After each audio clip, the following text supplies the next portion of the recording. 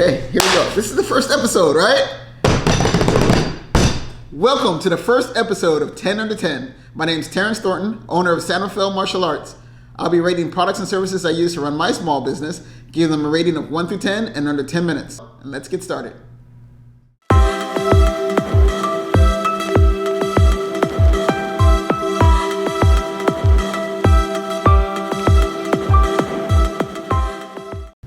Today I'll be going over the 5 things I believe will put the Pro in the iPad Pro. Starting with number 5. I believe more apps should be in landscape mode. More and more people are buying the iPad, especially the iPad Pro, as a laptop alternative. So with advancements of apps, picture quality, multitasking abilities, I think it should be understood that a high percentage of people will use their iPad in landscape mode.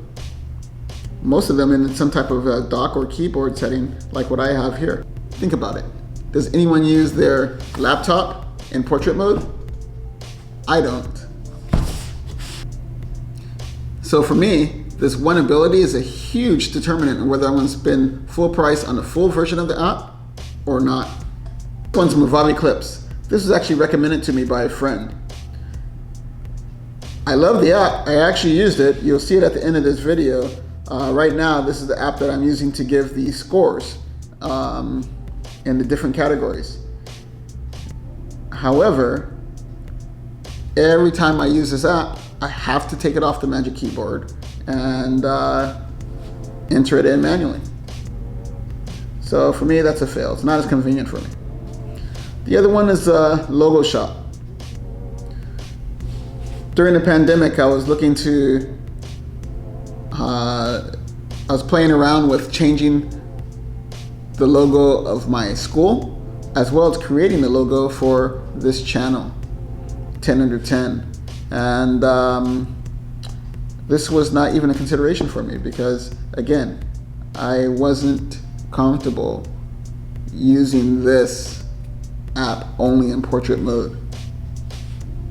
The other one was Logo Maker. So again, the prices pop up right away, and I'm looking at $39 for annual or lifetime for $75.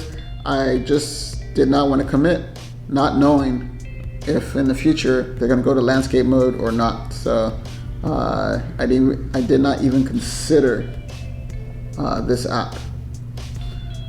And then there's another Logo Maker. And I did play around with this one, and I did use this one to create the 10 Under 10 app, and it had some features that I really liked, such as being able to manipulate the writing and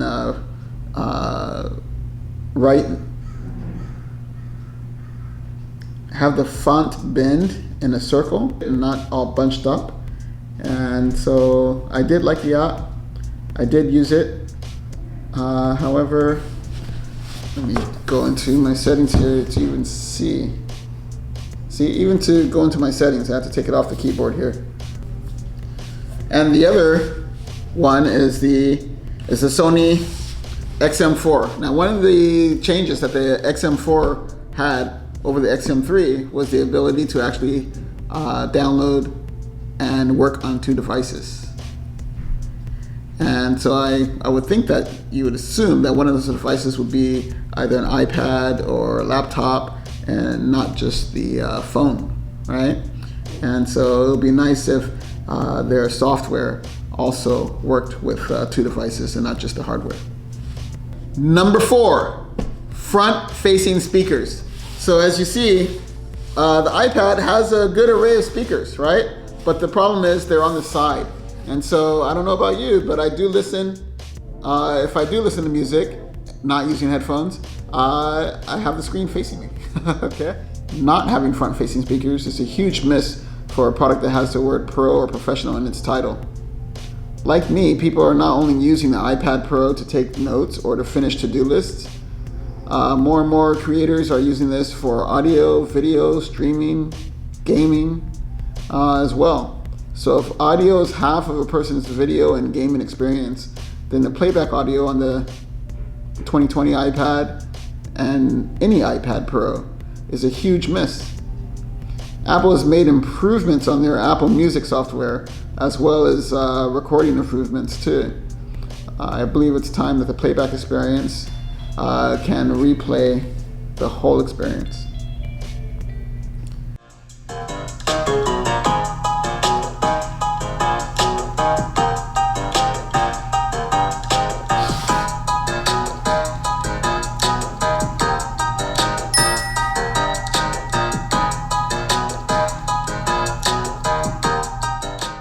Number 3, include a small little wipe. I cut a little piece of microfiber cloth. This thing collects fingerprints like crazy. Now, this is only about 20 minutes. I mean, I believe just having a small wipe just to clean it. One, for Apple, it shows that they recognize, or they're kind of admitting, that this is gonna collect fingerprints, and they want you to have the best experience for your product. If you have a Magic Keyboard, I'm gonna go over a couple of things you can do where you don't need to touch your screen as much. So this is in center fill, and this is Mount Tam in the background while the sun is setting. And so, if you wanted to, say for example, if you wanted to zoom in, right? You can go ahead and just treat the trackpad as if it's the screen. So you go ahead and just expand, or you could also touch it and then zoom as well. And then if you want to go to the next photo, you go ahead and you use 2 fingers and swipe, and it just goes through photos. And so to get out of photos, take 3 fingers and swipe up, and you're done. The number 2 thing that I believe will put the Pro in the iPad Pro is include the Apple Pencil. I believe that the Apple Pencil works with so many genres of apps now. It's not just taking notes, or it's not just drawing. It can do so much. Actually, taking notes is to a whole new level now. You can actually write, make shapes, and it puts it into an actually scripted text, or an actual symmetrical symbol for you. Let me show you some examples. Okay, so even the most basic user will appreciate the fine tuning you're able to do with the pencil compared to your finger. And the number 1 thing that I believe will put the Pro in the iPad Pro is have a horizontal front-facing camera. So a lot of times when I open up the keyboard, I go ahead, I open it up, and I go here, and then I wonder how come it didn't come on. It's because I have my thumb right here, or my hand right here. So I have to remember that I can't just go ahead, open it up, and swipe up. I have to actually manually swipe to get it open. That's 1. 2, especially now with more people working from home or going to school online, more people are using video conferencing apps like Skype, Zoom, WebEx, Google Meet, now more than ever. So if you're taking notes or need hands-free, you'll more than likely use these apps in a landscape mode. But the front-facing iPad Pro camera is only in portrait mode. Let me show you. So here's a video of me typing the sentence while looking at the screen.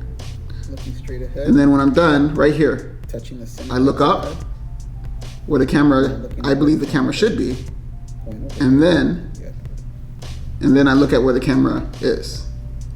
And the iPad is placed directly in front of me too. And so if I want to center myself on the screen of the iPad, I really have to go ahead and have this in front of me. And then I'll be typing like this, as opposed to naturally typing this way. I'll be rating the iPad Pro on 4 criteria: expectations, value, performance, and versus a laptop. On expectations, I gave it a 9. It met my expectations. Partly, I believe this is because I'm not using it to its full ability, but the screen quality or the image quality is actually very good. I don't use the camera, And any device that I do use, it's via Bluetooth right now. And I'll get to that later. On value, I gave it an 8. It's very hard to give it a higher score, mainly because of the camera, the front-facing camera not being centered. And now that I use that quite a bit, it's a miss for me. And the front-facing speakers would be nice. On performance, I gave it an 8.5. If it had, for my purpose and my use, if it had a better battery life, this could easily be a 9 or higher. But this will get me through about 6 hours, 5 hours of editing before I get, down to my 10% warning. And so I won't be able to go a whole day. For versus a laptop, I gave it an 8.5. The reason I gave it this score is just the ability to add things that are either wired or that have a slot to it.